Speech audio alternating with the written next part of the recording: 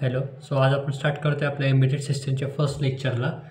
सगळ्यात आधी आपण समजून घ्या व्हॉट इज एम्बेडेड सिस्टम. आता एम्बेडेड सिस्टम म्हणजे काय असतं, आपल्याकडं म्हणजे आपण एक हार्डवेअर सर्किट तयार करतो, ज्याला आपण ऑटोमेट करण्यासाठी सॉफ्टवेअर म्हणजे कोणते पण सॉफ्टवेअर प्रोग्रामने त्याला प्रोग्राम करतो युझिंग. त्यामध्ये आपण मायक्रो कंट्रोलर यूज केलेलं असतं, मायक्रो प्रोसेसर यूज केलेले असतात. हे आपण प्रोग्राम करतो आणि त्या डिव्हाइसला मोस्टली ऑटोमॅटिक किंवा मग सेमी ऑटोमॅटिक असं करण्याचा ट्राय करत असतो. तर एम्बेडेड सिस्टीममध्ये काय असतं, आधी खूप सारे पार्ट्स येतात, त्यानंतर सॉफ्टवेअर येतात, त्यानंतर अजून पहिले त्याला प्रोग्रामिंग कशी करायची असते, काय काय स्टेप्स असतात प्रोग्रामिंग करताना, प्रोग्रामिंगमध्ये काय काय अजून इन्क्लूड करावं लागतं, ते सगळं आपण शिकणार आहात. तर सगळ्यात आधी आपण आता पार्ट्स काय असतात ते बघून घेऊया. सगळ्यात पहिले आपले सिम्पल पार्ट्स असतात, रेजिस्टर, ट्रान्झिस्टर वगैरे. तर ते आपण बघून घेऊयात.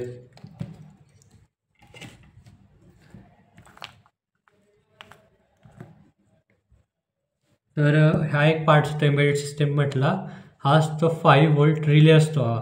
तो रिलेचं काम काय असतं माहीत आहे का, जे आपण स्विचेस असतात किंवा मग एक असं स्विच आपण डिझाईन करतो जे एक पर्टिक्युलर कंडिशन झाल्यावर ते ऑन व्हायला पाहिजे आणि ऑटोमॅटिक ऑफ व्हायला पाहिजे. तर यामध्ये पण 2 टाईप्स असतात. तर आपण आधी बघूया व्हॉट इज रिले मॉड्यूल. रिलेचं कसं असतं माहीत आहे का, इथं एक कॉईल असते. सपोज या 2 कॉईल असतात, इथं एक असतं आणि इथं एक असते, आणि इथं एक मॅग्नेटिक पिन असते. याला म्हणतो आपण नॉर्मली क्लोज, याला म्हणतो आपण नॉर्मली ओपन. बरोबर. हा आपला रिले बॉक्स असतो. म्हणजे हे बघ, असं काहीतरी दिसेल ते आपल्याला. हा जरा नॉर्मली क्लोज, हा जरा नॉर्मली ओपन, आणि हा जो टर्मिनल असतो हा आपला ग्राउंड टर्मिनल असतो. बरोबर. तर आता यात काय असं माहिती आहे का, सपोज जर आपण नॉर्मली क्लोजला ठेवलं तर काय होणार, जेव्हा सपोज एखादी आपल्याला सिस्टीम डिझाईन करते आहे होम ऑटोमेशन सिस्टीम. बरोबर. तर आपल्याला होम ऑटोमेशन सिस्टीममध्ये काय असतं, सपोज एखादी रूम आहे, सपोज ही रूम आहे. बरोबर. आणि इथं आपण काहीतरी इक्विपमेंट ठेवलं आहे, सपोज हा बल्ब म्हटला एक आपण, हा एक बल्ब आहे सपोज. हां. आणि आपल्याला काय करायचं, जेव्हा इथं कोणतरी इंटर होईल तेव्हा हा आपल्याला ग्लो करायचा आहे. बरोबर.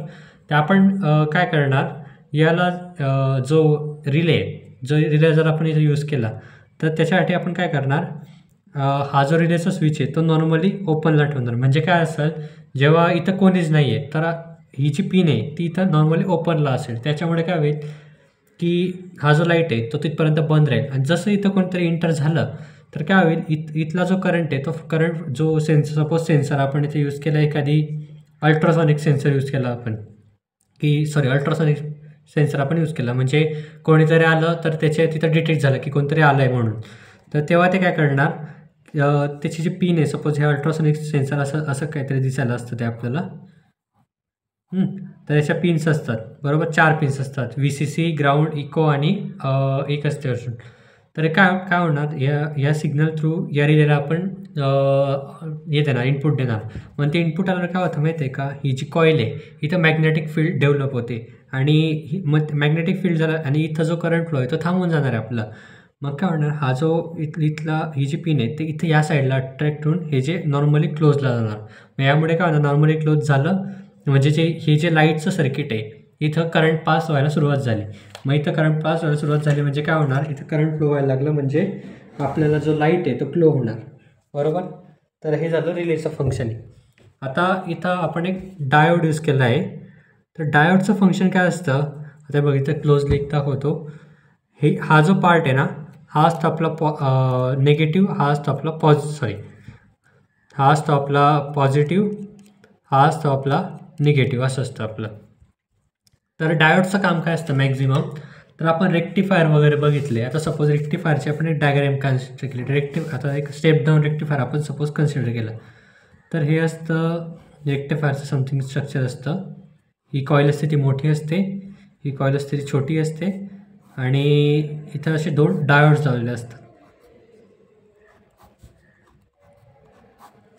तर डायोडचं फंक्शन काय असतं माहिती आहे का, एखादी जे करंट आहे, आता सपोज आता रेक्टिफायरचं काम काय असतं, AC टू DC कन्व्हर्जन करायचं. बरोबर. तर पहिले काय असतं माहिती आहे का, सपोज इथे 230 व्होल्ट AC सप्लाय येतो आपल्याला काय असतं मॅक्झिमम जे पण आपण ऑटोमेटेड सर्किट प्रोजेक्टसाठी बनवतो ते एक तर 5 व्होल्ट 12 व्होल्टपर्यंत आपल्याला म्हणजे 5 व्होल्ट मॅक्झिमम आपण वापरतो त्याला, तेवढं करंट आपल्याला लागत असतं. तर मग आपण काय करतो, रेक्टिफायर यूज करतो. रेक्टिफायरचा यूज काय, पहिले आता सपोज जे आपल्या घरात सप्लाय येतो तो 30 व्होल्ट AC येतो आहे, तर याला आपण कन्वर्ट करतो आधी या स्टेप डाऊन रेक्टिफायरचं. स्टेप डाऊन रेक्टिफायरचं काम काय आहे, जे व्होल्टेज आहे जे आपल्याकडं इनपुटला येते त्याला रिड्यूस करून आपल्याला कमी याच्यात द्यायचं काम आहे ना. तर मी तर रिड्यूस करून आपल्याला ते 12 व्होल्ट AC आहे, बट आपलं जे सर्किट आहे ते DC करंटवर ऑपरेट होते बरोबर. तर मग DC करंट भेटण्यासाठी आपण काय करतो, सपोज आता इथं हे असतं हे असतं आपलं 230 व्होल्ट AC, तर याला आपण पहिले काय केलं, याचा म्हणजे याचे ॲम्प्लिट्यूड आहे ते कमी केलं, 12 व्होल्ट AC केली. तर डायोडचं काम काय असतं, डायोडचं काम असतं म्हणजे एक काम असतं की पल्स जे proper constant DC use convert करायला आपण रेक्टिफायरमध्ये डायोड यूज करतो. जे मोटर्स असतात, सपोज आता आपण ही मोटर घेतली बरं का, तर आपण जेव्हा ही ऑर्डिनलला कनेक्ट करतो ना, तर ही जेव्हा फिरते तर याच्यामध्ये काय होतं, जेव्हा आपण ही मोटर फिरते काहीतरी रिव्हर्स करंट पण फ्लो होतं. ते रिव्हर्स करंट काय करतं, ते रिव्हर्स करंट जेव्हा फ्लो होतं ना ते सर्किटला डॅमेज करतं. सपोज आपल्या याला LCD वगैरे कनेक्ट असला ना, तर त्यामुळे काय होतं, तर LCD असा कंटिन्यू ब्लिंक होत असतो किंवा मग त्याच्या व्यवस्थित जे प्रिंट्स आहे ते दिसत नाही जेव्हा मोटर लावतो जेव्हा आपण. तर डायोडचं काम काय असतं, जेव्हा आपण काय करतो यासाठी या मोटरला रिव्हर्स बायसमध्ये डायोड कनेक्ट करतो. मग रिव्हर्स बायसमुळे काय होतं माहीत आहे का, एक जेव्हा करंट फ्लो होतं तर मोटर थ्रू जे करंट होतं ते रिव्हर्स बायस थ्रू ते डायोड थ्रू फ्लो होतं, बिकॉज मग ते आणि जे करंट जे सर्किटला डॅमेज करू शकतं त्याला प्रिव्हेंट करतं. तर असं डायोडचे फंक्शन्स असतात. त्यानंतर आहे आपल्याकडे ट्रान्झिस्टर. तर हा जो ट्रान्झिस्टर आहे आपला, हा BC 547 म्हणून ट्रान्झिस्टर आहे. तर या ट्रान्झिस्टर यूज काय असतो, मेनली आपण ॲज अ स्विच म्हणून यूज करतो याला ट्रान्झिस्टरला. म्हणजे एक पर्टिक्युलर आणि याची जी थ्रेशोल्ड फ्रिक्वेन्सी असते, सपोज हा आपला BC 547, याचे 3 टर्मिनल असतात बरोबर. आणि याची जी थ्रेशोल्ड व्होल्टेज असतं बेसचं ते असतं 0.7 व्होल्ट. म्हणजे काय होणार, जर बेस हा असतो आपला इमिटर इमिटर कलेक्टर हा बेस हा कलेक्टर किंवा मग असं पण म्हणू शकतो, हा कलेक्टर हा बेस हा इमिटर, असं कन्सिडर करू, एक्सप्लेन करायला सपोज आहे. तर आपण काय करतो, सपोज याला आपण सर्किटमध्ये कनेक्ट करतो VCCला बरोबर. तर काय होणार, जिथपर्यंत आपण बेसला काहीतरी करंट नाही देणार ना तिथपर्यंत हा ट्रान्झिस्टर कंडक्ट व्हायला स्टार्ट नाही होणार. जेव्हा आपण बेसला काहीतरी आउटपुट देऊ, सपोज इथं आपण 5 व्होल्ट दिलं, मग काय होणार, आता त्याची थ्रेशोल्ड काय 0.7, तर 0.7पेक्षा 5 व्होल्ट जास्त आहे. तर त्यामुळे काय होणार, ते कंडक्शन मोडमध्ये जाणार ट्रान्झिस्टर आणि मग जे सर्किट आहे ते कंप्लीट होईल आणि सर्किटमध्ये आपल्याला काय म्हणता करंट फ्लो व्हायला स्टार्ट होईल. तर यात पण असतं, जेव्हा आपण स्टोअरला जातो तर ही जी असते ना BC 547 या पण ट्रान्झिस्टरच्या सिरीज असते ही पूर्ण बरोबर. आणि यात अजून आपण रेजिस्टर पण वापरतो. तर रेजिस्टरचे आपण मेनली काय वापरतो माहिती का, रेजिस्टरची डेफिनेशन काय आपली, ट्रान्झिस्टर झालं आता रेजिस्टरचं काय, रेजिस्टर इज नॉन म्हणजे पोलॅरिटी नसते रेजिस्टरला बरोबर. तर रेजिस्टरचं आपण डेफिनेशन काय शिकत आलो आहे की resistor which oppose the flow of direction of current. पण ही डेफिनेशन चुकीची आहे. जर इंटरव्ह्यूला कोणी विचारलं की म्हणजे इंटरव्ह्यूला म्हणण्यापेक्षा आपण जेव्हा कुठं PCB डिझायनिंग वगैरे किंवा अशा ठिकाणी जातो, जर आपल्याला विचारलं व्हॉट इज रेजिस्टर, तर रेजिस्टर कंपोनेंट म्हणजे करंटला अपोज नाही करत. तर काय असतं माहिती आहे का, रेजिस्टर सपोज हा आपला रेजिस्टर आहे समथिंग ओहमचा, तर रेजिस्टरचं फंक्शन काय असतं, जे लागतं आहे करंट त्याला लिमिट करायचं काम करतं. सपोज आता इथं आपण LED कनेक्ट केला बरोबर, सपोज हा आपला LED आहे, तर हा इथं कनेक्ट केला आहे. तर LEDचं व्होल्टेज काय असतं, मॅक्झिमम ऑपरेटिंग व्होल्टेज काय असतं 1.5 व्होल्ट टू 3.3 व्होल्ट. आता तरी इथून आपण 5 व्होल्ट देतो आहे आणि जर हे 5 व्होल्ट डायरेक्टली याला दिला तर तो ऑफकोर्स ब्रेकडाऊन होईल. सो आपण त्यासाठी काय करतो, रेजिस्टर लावतो. तर रेजिस्टर काय करणार, जे एक्स्ट्रा म्हणजे 3.3 याला पुढे पास करणार, जे रिमेनिंग आहे त्याला हीटमध्ये कन्वर्ट करणार. हे रेजिस्टरचं काम असतं. हे करंटला म्हणजे सपोज अपोज करणं म्हणजे कसं झालं, सपोज हा एक करंट I1, मग रेजिस्टर काय करणार I2 प्रोव्हाइड करणार, याला अपोजिशन म्हणतात. तर आपण रेजिस्टर हे करंटला अपोज नाही करत, ते फक्त त्याला लिमिट करतं to prevent our devices, electronics devices, बरोबर. त्यानंतर आता येतं आपण जाऊया जे पण प्रोग्राम करायसाठी वापरतो मायक्रो कंट्रोलर वगैरे, कॅपॅसिटर वगैरे त्याचाच एक्सप्लेन करतो मी सगळं. तिथे आपल्याकडे 2 प्रकारचे मायक्रो कंट्रोलर असतात. हा असतो ऑर्डिनो नॅनो आणि हा असतो आपल्याकडं ऑर्डिनो उनो, बरोबर. तर हा ऑर्डिनो उनो आणि हा ऑर्डिनो नॅनो, यात डिफरन्स काय माहिती आहे का? यामध्ये फक्त आपल्याला इनपुट आउटपुट पिनचा डिफरन्स आहे. यामध्ये आपले आउटपुट आणि इनपुट पिन जास्त असतात, यामध्ये कमी असतात, ठीक आहे. हा जो आहे हा LED या इथं हे रिसेट बटन आहे याचं. हा जो IC असतो हा प्रोग्रामर IC म्हणून ओळखला जातो. याच्या थ्रू आपण याच्या मायक्रो कंट्रोलरला प्रोग्राम करायचा असतो, ठीक आहे. यामध्ये आता इथं व्यवस्थित दिसतं ते इथं सांगतो. हा जर आपला 5 व्होल्ट म्हणजे VCC. त्यानंतर इथं बघ, इथं ही जी असते ही रिसेट पिन असते. तर यांचं फंक्शन काय असतं मी तुला आता सांगतो व्यवस्थित. पहिले पिन्स अंडरस्टँड करून घेऊ. इथं मल्टिपल 5 व्होल्टच्या ग्राउंड जी ह्याच्या आहे ते इंटरनल सर्किटमध्ये या सगळ्या हे केलेल्या आहेत, काय म्हणतात, कॉमन केलेल्या असतात. हे जे असते हे क्रिस्टल ऑसिलेटर असतं. हा जो असतो हा प्रोग्रामर IC असतो. हा जो असतो हा प्रोग्रामर IC असतो. हे पण एक क्रिस्टल ऑसिलेटर आहे. त्यानंतर इथं मल्टिपल LEDs असतात. हे असतात हे असतात डिजिटल आउटपुट पिन्स. हे असतात ॲनालॉग आउटपुट पिन्स. हे जे असतं हे पॉवर सप्लाय असतं. इथं आपण 12 व्होल्टचा पॉवर सप्लाय देऊ शकतो. हे जे असतं हे आपलं प्रोग्रामरची जी USB केबल असते, तुला दाखवतो मी. नॅनोसाठी अशी दिसणारी असते, नॅनोसाठी असते. आणि त्यानंतर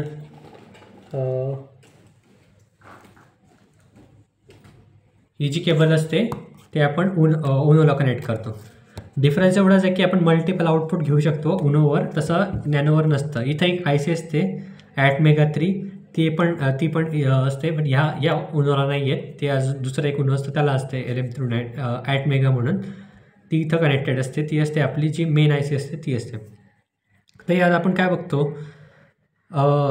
क्रिस्टल ऑसिलेटर. तर क्रिस्टल ऑसिलेटरचं काय फंक्शन असतं यामध्ये. क्रिस्टल ऑसिलेटरचं फंक्शन काय आता, हे जे मायक्रो कंट्रोलर हे जे आपलं उनो आहे ऑर्डिनो उनो, तो 60 मेगाहर्ट्जच्या स्पीडला ऑपरेट करत असतो. म्हणजे 60 मेगाहर्ट्जला आपल्याला ते आउटपुट जनरेट करत असतात. जसं आपण बघतो की आपल्या लाईट्सवर असतात ना, जे आपण म्हणतो की लाईट LED एकदा ग्लो, सपोज हा LED, सपोज हा समथिंग आपला LED आहे, तर आपल्याला काय वाटतं करंट दिला का हा कंटिन्यू ग्लो होत असतो, पण नाही, तसं नसतं. याची पर्टिक्युलर फ्रिक्वेन्सी असते, त्यामुळे हा एका सेकंदात मल्टिपल टाईम्स बंद चालू होत असतो. पण आपले जे डोळे असतात तेवढे कॅपेबल नसतं की ते बंद चालू बघू शकतो आपण. तर असं फंक्शन असतं. तसंच या ऑर्डिनो उनोचं काय असतं, हे जे सगळे पार्ट्स आहेत या 60 मेगाहर्ट्ज फ्रिक्वेन्सीवर चालत असतात. त्यानंतर डिजिटल पिन्स, ॲनालॉग आणि डिजिटल आउटपुट काय याचं आपण डिफरन्स बघून घेऊ. आता सपोज आपल्याकडे एखादी सर्किट आहे, ठीक आहे. सपोज आता आपण एक सेन्सर घेऊया. सपोज आपण हा रेन सेन्सर घेतला, बरं का. हा समथिंग काहीतरी मॉइश्चर सेन्सर कन्सिडर करू आपण याला, मॉइश्चर सेन्सर. आणि याचं असतं VCC, याचं असतं ग्राउंड, बरोबर. तर याचं आपण एक सर्किट डिझाईन केलं, ते कनेक्ट केलं आपण याला पॉवर सप्लाय वगैरे देऊन. तर आता हे मॉइश्चर सेन्सरचं काम काय असतं, जेव्हा आपण याला जमिनीत टाकू, बरोबर, तर जमिनीत टाकल्यानंतर हा समथिंग म्हणजे सॉईल, सपोज आता याला तू जमिनीत टाकलं, बरोबर. सपोज हे सॉईल आहे, त्याला आपण याचे 2 टर्मिनल जमिनीत टाकले, तर काय होणार, इथं वरती तर VCC ग्राउंड दिलेलं आहे आपण.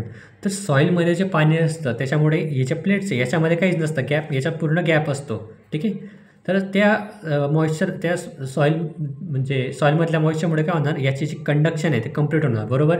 तर कंडक्शन कंप्लीट झाल्यामुळे काय होतं की आपल्याला कळतं की सॉईलमध्ये मॉइश्चर आहे. मग जेवढं आता फक्त याचं काम काय, यस आणि नो, हे झालं आपलं डिजिटल आउटपुट. म्हणजे सपोज याला आपण एखादी LED कनेक्ट केला, रेजिस्टर लावून एखादी LED कनेक्ट केला, बरोबर. तर फक्त याचं काम काय असेल, बॅटरी सप्लाय वगैरे देऊन आपण LED कनेक्ट केलं. तर याचं काम काय माहिती आहे का, जर काहीतरी म्हणजे सॉईलमध्ये मॉइश्चर असलं तर LED ब्लिंक होणार आणि नसला तर ऑफ राहणार. हे झालं आपलं डिजिटल आउटपुट. आणि ॲनालॉग आउटपुट म्हणजे काय, सॉईलमध्ये मॉइश्चर आहे पण किती प्रमाणात आहे, म्हणजे काहीतरी समथिंग व्हॅल्यू आहे की ते म्हणजे 10%मध्ये म्हण, किंवा मग एखादी मॉइश्चरचं जे युनिट असतं ते ह्युमिडिटी वगैरे. तर ते झालं आपलं ॲनालॉग आउटपुट. तर ॲनालॉग आउटपुट हे ॲनालॉग आणि डिजिटल आउटपुट झालं आपलं. त्यानंतर याच्याकडे आपलं हे कॅपॅसिटर्स असतात, बरोबर. हे कॅपॅसिटर्स असतात. हां. आणि कॅपॅसिटरचं काम काय असतं? Capacitor is a device which stores energy store करण्याचं काम करतं. तर कॅपॅसिटरचं फंक्शन कसं असतं, जे कॅपॅसिटर आहे ना त्याच्यामध्ये अशा 2 प्लेट्स असतात आणि तिथं काय होतं, इथे एक असते पॉझिटिव्ह चार्जवाली, एक असते निगेटिव्ह चार्जवाली. तर काय होतं माहिती आहे का, जेव्हा आपण करंट फ्लो होतो तर ह्या 2 प्लेट्समध्ये चार्ज हा स्टोअर होत असतो आणि स्टोअर झाल्यानंतर जेव्हा आपण सर्किट ऑफ होतं आपलं, तर तेव्हा तो चार्ज डिस्ट्रीब्यूट होतो. म्हणजे चार्ज जो असतो, जे कॅपॅसिटर असतो तो डिस्चार्ज व्हायला सुरुवात होतो. हे असतं कॅपॅसिटरचं काम. हां. तर आता आपण जेव्हा आपण AC सप्लाय कनेक्ट करतो ना आणि त्याच्यामुळे काय होतं, AC सप्लायमुळे काय होतं, AC टू DC जेव्हा आपण कन्व्हर्ट करतो तेव्हा काय होतं, एक असं पल्सेटिंग DC म्हणजे DC असतं ते पण पल्सेटिंग असतं, म्हणजे असं प्रॉपर स्ट्रेट लाईन नसतं, त्याचं पल्सेटिंग असतं, व्हायब्रेशन्स असतात त्याच्यामध्ये. मग आपण काय करतो, तिथे कॅपॅसिटर यूज करतो. मग कॅपॅसिटर काय यूज करतं, जेव्हा आपण ते ACची निगेटिव्ह सायकल स्टार्ट होते तर तेव्हा काय होणार, जो कॅपॅसिटर आहे तो त्याचा जो स्टोअर केलेला चार्ज असतो तो डिस्चार्ज करायला सुरुवात करतो. त्यामुळे काय होणार, जे आपलं सर्किट आहे वर्किंग असणार आणि पॉज नाही होणार तिथं. ठीक आहे. तर हे झालं आपलं ऑर्डिनो मायक्रो कंट्रोलर झाले. मायक्रो कंट्रोलर दाखवले बेसिक्स. आता याच्याकडे जाऊयात. आता 3 मोटर्स, आता मी आतापर्यंत DC मोटर्स असतात त्याचे आपण मल्टिपल असतो. ही असते व्हील मोटर असते. या व्हील म्हणजे इथे गिअरबॉक्स असतो. तर आपण काय करतो, ही जी मोटर आहे ते आतल्या इथे गिअरबॉक्स असतात, कॉग व्हील्स असतात अशा शेपचे. याला म्हणतो आपण कॉग व्हील्स म्हणतो याला. असं शेपचे जे दातांवाले असे 20 सर्कल्स असतात त्याला म्हणतो आपण कॉग व्हील्स. तर आपण काय कॉग व्हील्समुळे काय करतो, याचं जे आउटपुट आहे RPMs असतात किंवा ज्याचं जे टॉर्क आहे ते वाढवतो. आता जर आपण डायरेक्टली याला जर व्हील कनेक्ट केलं ना तर ते फार फास्ट मूव्ह होईल किंवा मग कॉन्स्टंट टॉर्क नसेल. तर याच्यामुळे आपण काय करतो, याला थ्रू आपण गिअरबॉक्स असतं याच्यामध्ये कॉगवेल्स थ्रू आपण याचं जे टॉर्क आहे ते वाढवतो. म्हणजे गाडी वगैरे कुठे फसली वगैरे, जेव्हा आपलं जे प्रोजेक्ट आहे जर आपण कुठं सपोज असं अनइवन जागा तिथं फसला वगैरे तर ते टॉर्क वाढवू शकतो आपण गिअरबॉक्स थ्रू. याला पॉझिटिव्ह निगेटिव्ह टर्मिनल असतात इथं आपण कनेक्ट करतो त्यांना. त्यानंतर ही असते, हा एक फॅन बघितलेला असेल तू, तर हा असतो आपला FCUचा फॅन, म्हणजे जी आपली कूलिंग सिस्टीम असते काय म्हणता, जे आपण यूज करतो ना लॅपटॉप म्हण किंवा मग TV म्हण, त्याच्यामध्ये जे पार्ट्स आहेत ते गरम होत असतात कंटिन्यू वापरल्यामुळं. रेजिस्टर म्हण किंवा मग इतर काही जे पार्ट्स असतात ते गरम होतात कंटिन्यू स्टार्ट. तर हा जो असतो हा कूलिंग फॅन असतो. हे असतं निगेटिव्ह, हे असतं याचं पॉझिटिव्ह. हे असतं निगेटिव्ह, हे असतं पॉझिटिव्ह असे. आणि एक अजून एक टर्मिनल असतं अर्थिंग म्हणून, ते म्हणजे थर्ड टर्मिनल पण असते याला. ही असते आपली DC मोटर कूलिंग फॅनमधली. पण ही आणि ही मोटर डिफरंट आहे, बरोबर. याच्यात कसं असतं, याच्यामध्ये ह्याच्या साईडला एक कॉईल असते आणि मध्ये एक रोटर असतं ते फिरवतं आणि याचं हे इंडक्शनवर काम करतं प्रॉपर. इंडक्शन म्हणजे कसं, याला असं मोटरवर फिट केलेलं नसतं. याचं फॅन आहे, यामध्ये मॅग्नेट्स असतात. जेव्हा करंट पास होतं मॅग्नेट्स थ्रू आपण म्हणजे मॅग्नेट्स रिपेल करतात. मधल्या जे रोटर असतं त्याला वाइंडिंग असतं, त्याच्यामुळे करंट डेव्हलप होतं, ते रोटेट होतं. त्यामुळे ही जी फॅन आहे तो रोटेट व्हायला स्टार्ट होतो. त्यानंतर असतात मल्टिपलमध्ये बघितलं तरी अजून एक असते, ही असते सर्वो मोटर. तर सर्वो मोटरचं काम काय असतं माहिती का, जसं ह्या मोटर्स आपण बघतोय फुल रोटेशन होतात, बरोबर. हे ते बघशील ना फुल रोटेशन होते. तर ह्याच्यामध्ये तसं नसतं, ही फक्त 180 डिग्रीचं रोटेशन करते ही मोटर, 180 डिग्रीचं. आणि ह्या 3 पिन असतात, बरोबर. ही असते पॉझिटिव्ह, ही असते निगेटिव्ह आणि ही असते डिजिटल पिन. म्हणजे काय करतो आपण, सपोज आता मला काय करायचं आहे की एखाद्या सिग्नल रिसीव झाल्यावर हिला समथिंग रोटेट करायचं असतं, काहीतरी आहे. जेव्हा आपण हिला प्रोग्राम म्हणजे जेव्हा आपण मायक्रो कंट्रोलर प्रोग्राम करतो आणि जेव्हा आपला काही सर्व मोटर असेल तर याला आपण म्हणजे किती डिग्री मूव्ह करायची आहे, त्यानंतर मग केव्हा मूव्ह झाली पाहिजे, त्यानंतर तिचं ते स्टार्टिंग पोझिशन तिची कसं असेल ते सगळं प्रोग्राम करताना आपण बघू येईल. तर ही मोटर पूर्ण न फिरता ही फक्त 180 डिग्री फिरत असते, हे लक्षात ठेवायचं. यानंतर हे असतं आपलं रिचार्जेबल बॅटरी असते, ज्या आपण 2 वापरतो. ही जी असते ती जेव्हा 3.3 व्होल्टेज देते आपल्याला एक बॅटरी. जेव्हा आपण याला पॅरललमध्ये कनेक्ट करतो तेव्हा ती आपल्याला काय म्हणतात सिरीजमध्ये कनेक्ट करतो तेव्हा आपण त्याचं आउटपुट वाढवतो. त्यानंतर हे असतं आणि ही असते आपली 9 व्होल्टची कॉन्स्टंट बॅटरी असते, बरोबर. हिला पॉझिटिव्ह निगेटिव्हला आपण रिचार्ज वगैरे नाही करू शकत. त्यानंतर मी एक सेन्सर आणलेलं आहे माझ्याकडे पडलेलं आहे, हे फ्लेम सेन्सर असतं. त्या फ्लेम सेन्सरचे तुला टर्मिनल सांगून देतो मी. तर पहिलं जे असतं हे आपलं ॲनालॉग आउटपुट असतं. ही जी पिन आहे ती पहिली ते ॲनालॉग आउटपुट, त्यानंतर सेकंड जे असते ते डिजिटल आउटपुट, त्यानंतर हे जे असतं ते असतं आपलं ground terminal, sorry VCC terminal, आणि हे जे सेकंड लास्ट टर्मिनल आहे माझ्याकडं, हां, हे जे सेकंड लास्ट टर्मिनल आहे याला म्हणतो आपण ग्राउंड टर्मिनल. हे जे असतं VCC हे असतं आपला फोटोडायोड. तर फोटोडायोडचं काम काय असतं, जेव्हा फ्लेम म्हण किंवा मग आपले सनरेज म्हण त्याच्यातून फोटॉन्स येत असतात, ते फोटॉन्स रिसीव झाल्यावर ते इथं आपल्याला डिजिटल पिनला आउटपुट म्हणजे करंट जनरेट कराल, ते आपण मायक्रो कंट्रोलर देऊ आणि यानुसार आपण ऑपरेशन परफॉर्म करतो. तर ही एक IC असते, सेन्सर मॉड्यूल असतं. ही जी LED असते ती जेव्हा आपलं आउटपुट होतं तेव्हा ब्लिंक होते, आणि ही असते ही पॉवर ऑनची LED असते. त्यानंतर हे जे असतं हे याला पॉट म्हणतो आपण. तर पॉटमुळे काय होतं, जेव्हा आपण याला VCCकडे फिरवतो त्यामुळे याची सेन्सिटिव्हिटी वाढत जाते, आणि जेव्हा याला ग्राउंडकडे फिरवतो तेव्हा त्याची सेन्सिटिव्हिटी कमी होत जाते, असं असतं. त्यानंतर आता तुला हे दाखवतो आपलं हे असतं मोटर ड्रायव्हर सर्किट. हे आता याचं नाव आहे LN298 मोटर ड्रायव्हर सर्किट. तर याचं काम काय असतं, जे आपण DC मोटर्स कनेक्ट करतो ना, तर त्या DC मोटर्सला आपल्याला कसं मूव्ह करायचं, म्हणजे लेफ्ट राईट किंवा मूव्ह झाली पाहिजे. जसं आपण मायक्रो कंट्रोलर प्रोग्राम करतो त्या मायक्रो कंट्रोलरच्या इथं त्या वायरी आहेत ना, म्हणजे IN1 IN2 IN3 IN4 अशा वायर्स असतात. तर ह्या आपण डिजिटल पिन्सला कनेक्ट करतो 2 3 4 जसं आपण इनिशियलाइज करतो तसं, तर आपण कनेक्ट करतो. आणि याचं काम काय असतं, आपलं जे सर्किट आहे, जे व्हील सर्किट आहे, जिथे आपण मोटर्स वापरले आहेत, तर त्या कशा रोटेट झाल्या पाहिजे, केव्हा रोटेट झाल्या पाहिजे, किती रोटेट झाल्या पाहिजे, जसं ते ऑर्डिनो थ्रू आउटपुट येईल तसे ह्या रोटेट होत असतात. तर आज आपण एवढं बघितलं. तर पुढे आणि जम्पर वायर दाखवून देतो. जम्पर वायरचे पण टाईप असतात. ही एक जम्पर वायर असते, ही असते मेल टू फिमेल. याचं एक टर्मिनल असतं, त्याला आपण खोचू शकतो, आणि याला एक असतं ना, ते आपण जिथं कनेक्टर जॉईंट असतात किंवा बस कनेक्टर म्हणतो आपण यांना, तिथं आपण खोचवतो. ही असते मेल टू फिमेल. एक असते फिमेल टू फिमेल, म्हणजे दोघं साईडला हेच टर्मिनल दिसतं आपल्याला तिथं. आणि एक असतं मेल टू मेल, म्हणजे एका साईडला दोघं साईडला हे खोचायचं असतं. तर असे 3 जम्पर वायरचे टाईप्स असतात. ही असते USB केबल, जे आपण ऑर्डिनो प्रोग्राम करायला वापरतो. तर आज आपण हे लेक्चरला एवढं सगळं बघितलं. नेक्स्ट लेक्चरला आपण आता म्हणजे रिअल म्हणजे कसं शोल्डरिंग मशीन वगैरे तुला एक दाखवून देतो.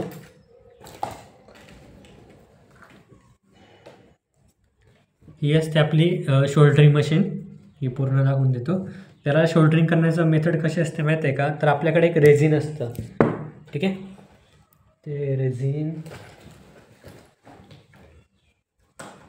हां, हे रेझिन असतं बरोबर. त्या रेझिनचं काम काय असतं, जेव्हा आपण शोल्डरिंग करतो ना, तर त्याचे लिक्विड म्हणजे ही मेटल वायर असते आपल्याकडं. तर ही पसरते, जसं ते हीट होतं मेल्ट होते तर पसरते. मग या शोल्डरिंग करण्याची पद्धत कशी असते माहिती आहे का, ही जे वायर आहे त्या आधी रेझिनमध्ये डीप करायचं, आधी थोडं रेझिन लावायचं तिला. सपोज आता मला इथं शोल्डरिंग करायचं, तर याआधी मी शोल्डर केलेलं आहे. तर काय करायचं, इथं ही मशीन आहे ती इथं ठेवायची, त्यानंतर थोड्यानंतर इथं हे लावायचं, ही वायर लावायची, आणि मग ते झाल्यानंतर प्रॉपर फक्त वरतून अशी ठेवून द्यायची तिला. तर या प्रकारे आपण शोल्डरिंग करत असतो. त्यानंतर ही ग्लूगन असते. हे ग्लूगन वगैरे आपण आता हे जे असतं हे सिलिकॉन असतं. सिलिकॉनची एक हे असते ट्यूब म्हणता येईल आपल्याला, ट्यूब किंवा मग एक रॉड म्हणता येईल. जेव्हा हे गरम होतं तेव्हा ते वितळणार नाही. आपल्याला जिथं चिपकवायचं आहे किंवा सर्किट व्यवस्थित स्टेबलाइज करायचं तेव्हा आपण हे ग्लुकन वगैरे वापरतो. तर आपण आता उद्यापासून प्रोग्रामिंग स्टार्ट करूया, म्हणजे उद्यापासून नाही तर धीरे धीरे आपण प्रोग्रामिंग स्टार्ट करूयात, आणि ऑर्डिनो कसा प्रोग्राम करायचा, शोल्डरिंग कशी करायची ते मी इथं दाखवतो तुला, ठीक आहे. चल, थँक्यू.